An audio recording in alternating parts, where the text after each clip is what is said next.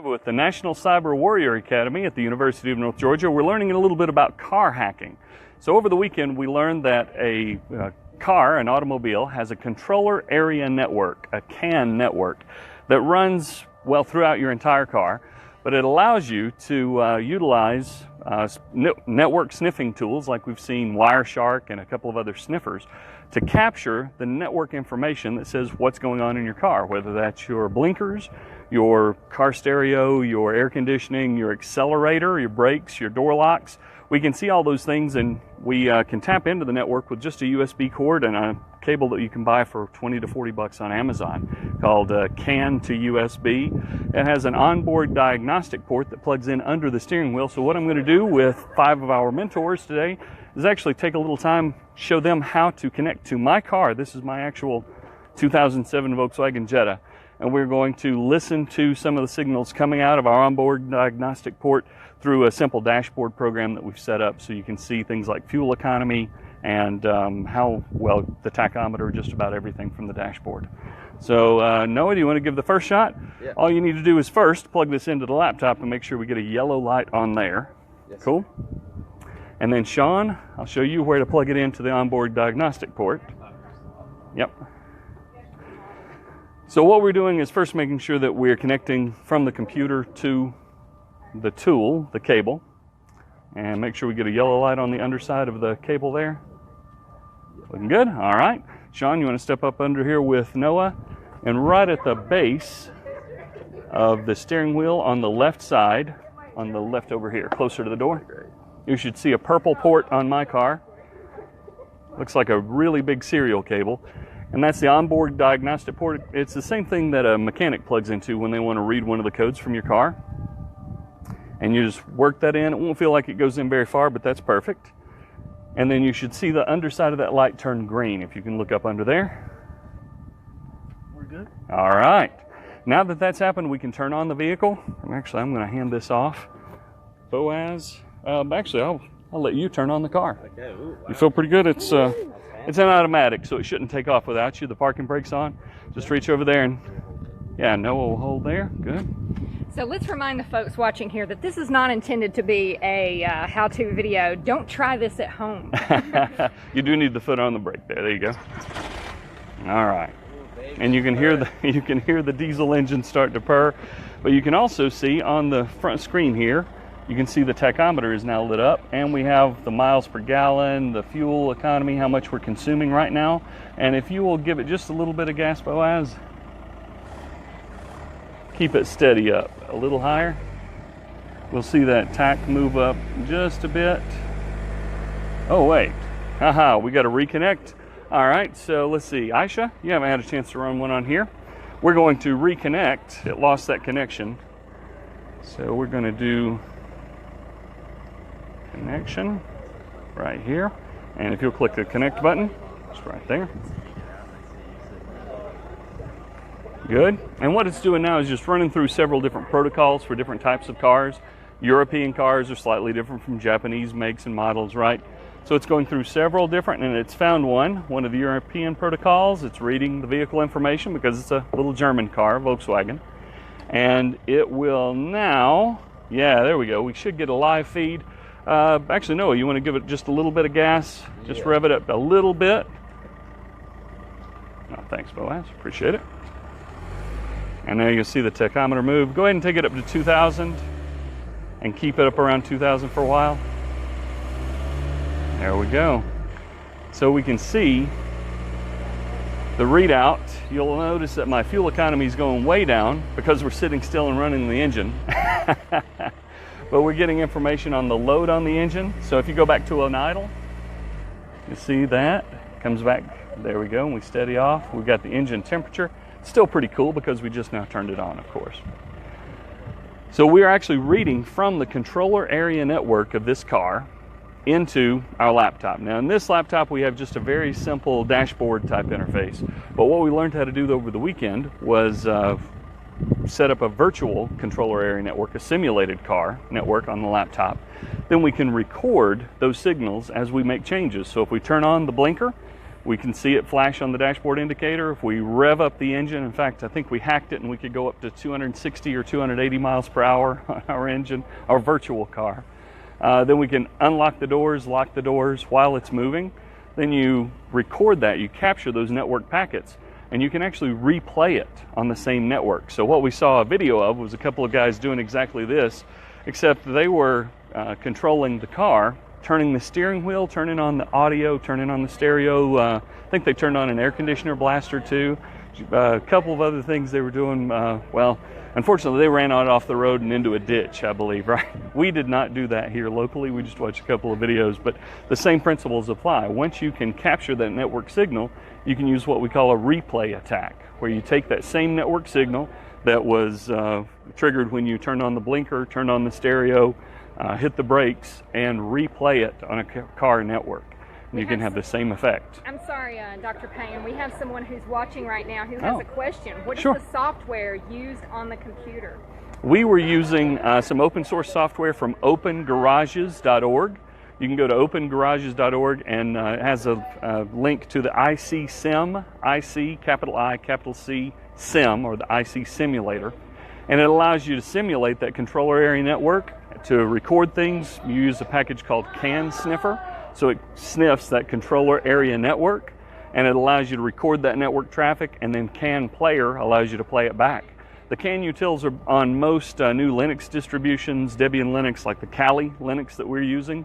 You can download everything for free, install it on your own computer, and buy one of these cables on Amazon or any place that sells a CAN to USB connector, and you're able to connect into your real car and listen to those same signals.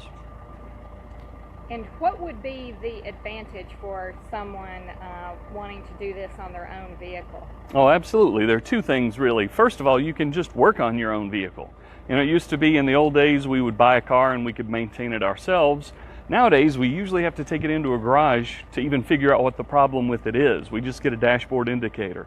The cool thing about these onboard diagnostic tools is that we can plug into a regular laptop using open source software and read the code ourselves. Now, we still may need some help figuring out what to do with it after that.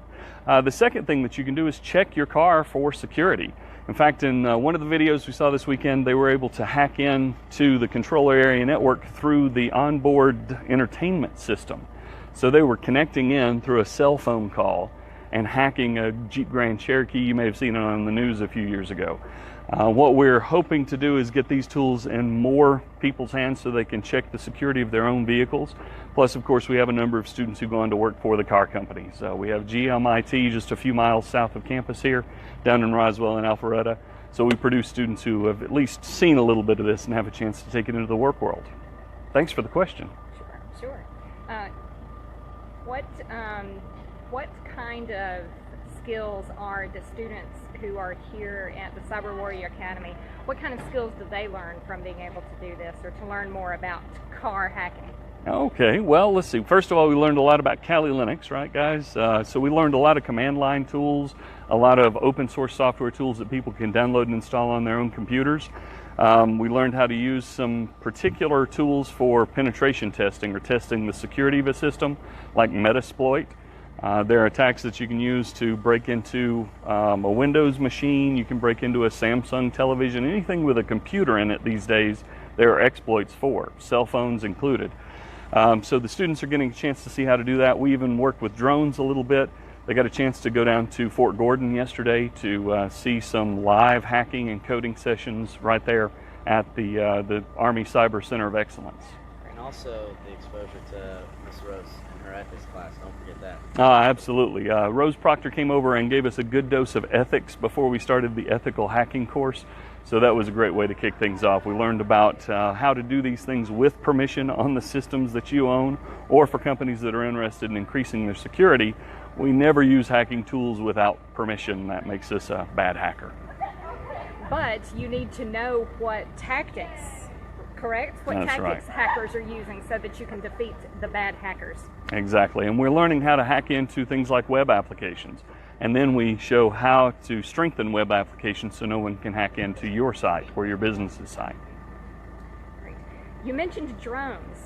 Is Yes. there a chance that we could see some drones in action? See what Actually, we're doing with right behind drones? us, sure. We got one caught in the wind there, but Coincidentally. there we go.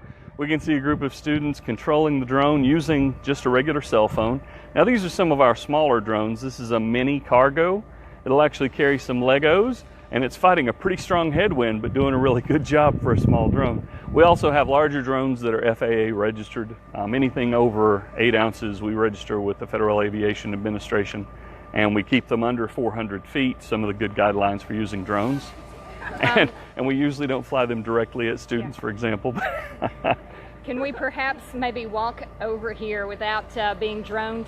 Oh, sure, absolutely.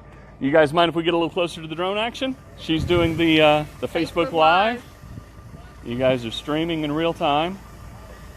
Very cool. You want to double tap the screen and make it do one flip? See if we can get one in? You have to.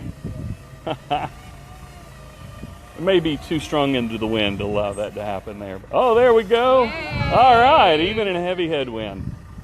Great job. All right, so you can see the students have had a chance to touch lots of different types of technology. Computers are in everything that we use these days, from toys to agricultural and industrial drones to our cars to your Fitbit, you name it, just about everything. All right, and a safe landing.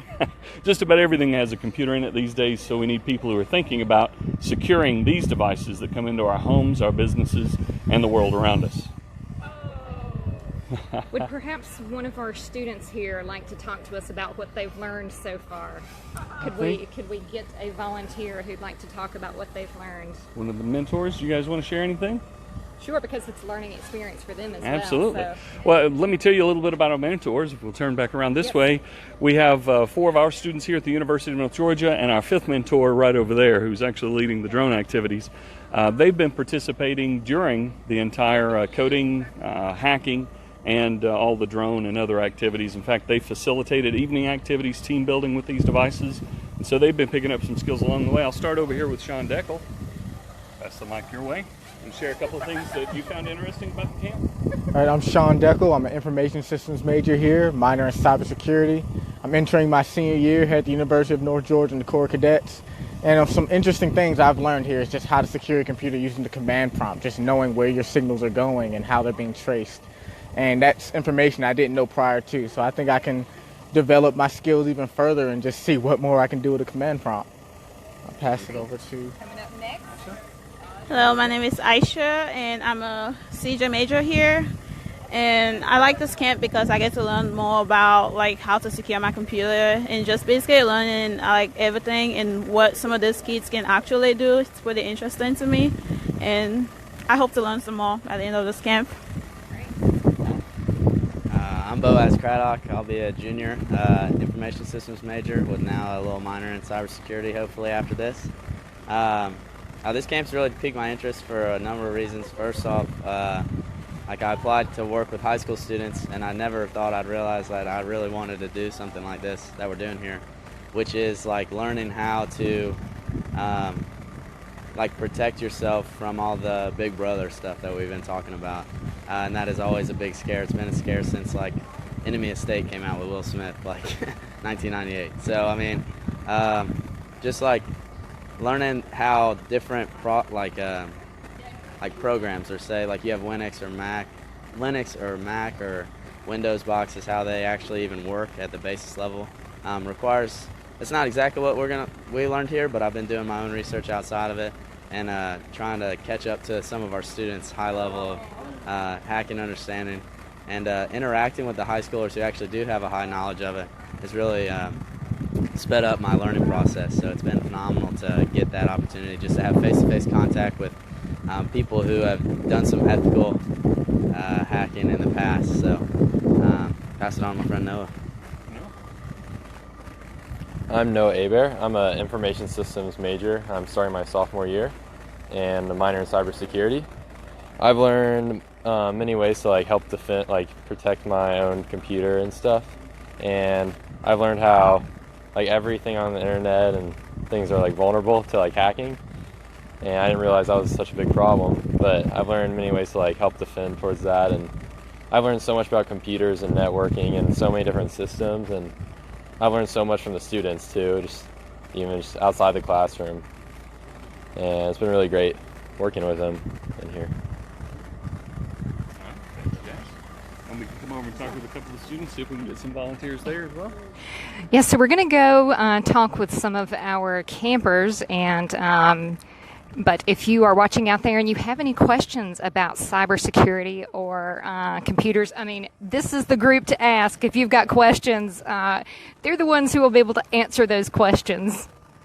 Hey guys, would anybody like to share a little bit about what they've been learning or something that's been interesting so far for Facebook Live? Okay. Introduce yourself and tell us where you're from. I'm Nithik. I'm from Sewanee, Georgia, and some of the things we've been learning is like being able to like sniff packets that have passwords in them, and like be able to stop phishing attacks, scanning networks, doing like network scans, things like that. That's a lot of what we've been learning. What school do you go to? I go to Lambert High School. And that's in Sewanee? Yes. What made you want to come to this camp? I saw the headline that it was like a cybersecurity camp, and that's something I've had an interest in for a long time. So I just decided I should give it a shot, see if I get in, and here I am. And I'm enjoying my stay. Great. Thanks a lot. Thank you. And so someone else, what have you learned? Sure. Oh, do I just hold this mic? And this is Shivan. We watched him just a moment ago do the flip in midair with the drone. That was me. He was under no pressure. He was on Facebook Live, but he did it. So talk to us, Shivan, about what you've learned. So this camp has kind of exposed me to many other hacking tools, and I've learned a lot about how to code in different languages such as Python and JavaScript, and it's a real learning experience for kids who are trying to go into the cybersecurity field, computer science field, or just anyone that's trying to learn. I've learned a lot, and it's only been 5 days, right, Nithik? Yeah, so it's awesome. It's such a great camp, and I'm really liking it. Where are you from? I'm from Chicago. I flew here from Illinois, yeah. You came here. So what drew you to this camp? All the way up in Chicago, how did you learn about this camp and what drew you here? So I was actually talking to Dr. Payne, too, and he kind of introduced me to this camp. So it was just a real, I saw it and I was like, oh, I really want to do this. And I was already kind of looking to research more about computer security and cybersecurity. So this has kind of opened my eyes to what the field looks like, and I'm really excited for the future. And the drone is buzzing right beside Shivan, so that's why he kept looking toward. He's keeping his eye on the drone. Yeah, I don't want to get hit by the drone. Yeah. Well, thank you for sharing. Yeah, thank you. So, shout out to Chicago out there if you're Absolutely. watching. Yeah, we have a total of 40 students here, 20 male, 20 female students. Their entire time here is funded by a grant we got from the NSA and the National Science Foundation. It pays for their books, their room, their tuition, everything that they cover while they're here is 100% paid for. Because the NSA really believes in exposing young men and young women to the kinds of things that we need to know out in the cyber workforce. And we had NSA, 36. by the way, that is the National Security Agency. That's correct. That's one of those federal three-letter agencies. Absolutely. And they're funding around 130 camps nationwide. We were very fortunate to have our second camp this year. We began this last year, and these students stay on campus for 10 days and get ethical hacking curricular training, just like you would if you're going to a certified ethical hacker boot camp out in industry. And I guess let's finish up. Unless again, if you're watching out there, if you have questions, like I said, these are the people to ask if you have questions. Let's finish up by maybe talking about some of the cybersecurity programs and computer science and technology programs that we offer here at UNG. Well, we do hope to see a good number of these students enter either our Bachelor of Science in Computer Science program with a concentration in Information Assurance and Security. The short way we say that is the BS and CS with cyber.